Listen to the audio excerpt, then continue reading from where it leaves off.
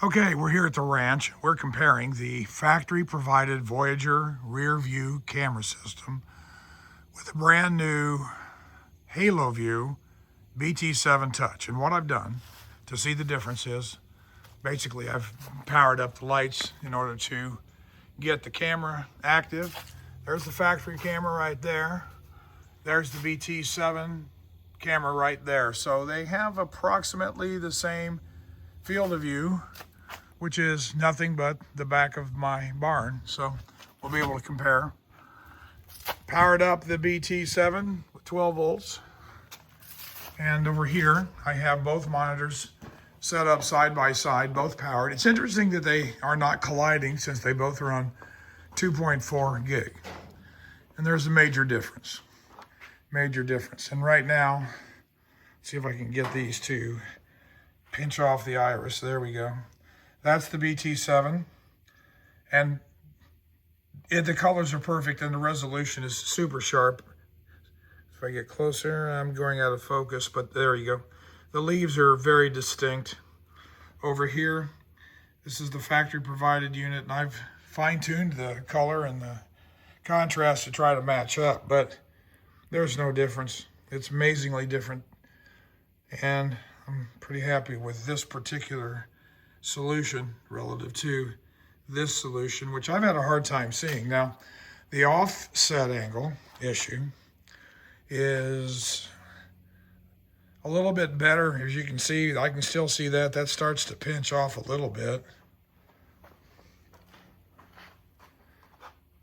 Mounting is going to be the same. I use a bullet point system with a 7/10 bullet ball. They gave the same to me here.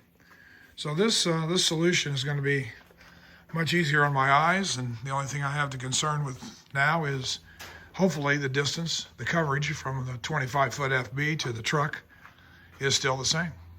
So there you are. Interesting comparison, huh? Oh, by the way, there's a Sprinter there. Another Airstream. Yeah, I'm a dueler. Thanks for watching. You'll be happy. Now to begin the install. So here's a little bit of my installation and still shots.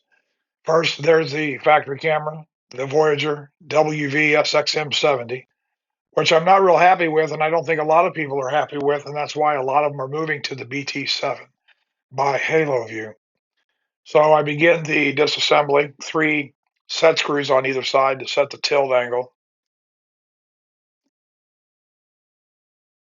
Once that's removed, you can see that there's 2 Phillips screws and some Acapulco of some nature for waterproofing where the hole comes through.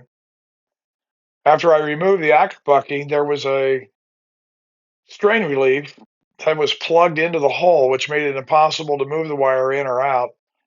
First, I attempted to remove that with a pair of dikes by clipping the outer ring, but found out that even when that was removed, I simply could not move the wire in and out, which left only one solution for me, and that was I was going to have to cut the wire to the old camera, which I did, and then strip back some of the wires and found out it was red and black as I would have expected. So both the new BT7, its wires were cut to expose the black and red power wires.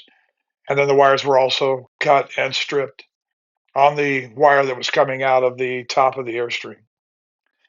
But to be safe, at this point, I hooked them up and tested the camera again to make sure that I hadn't done anything wrong.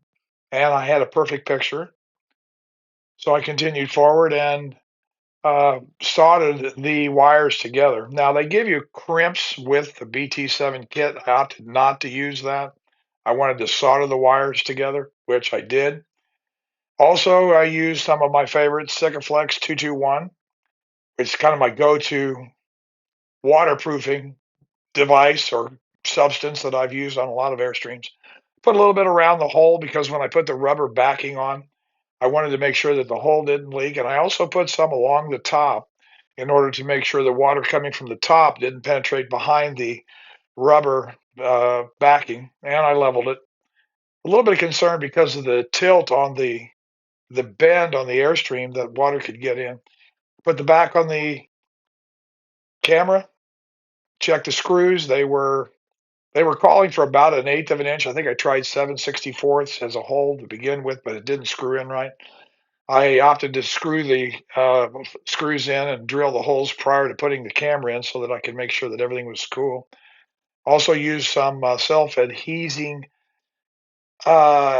heat shrink because that stuff will provide a water seal. I use that on a lot of connections that are going to be exposed to the elements. And here you can see I've applied the heat shrink, installed the camera, tested it, everything was cool, adjusted the angle to kind of give me what I thought that I wanted. I won't know till I really pull the trailer.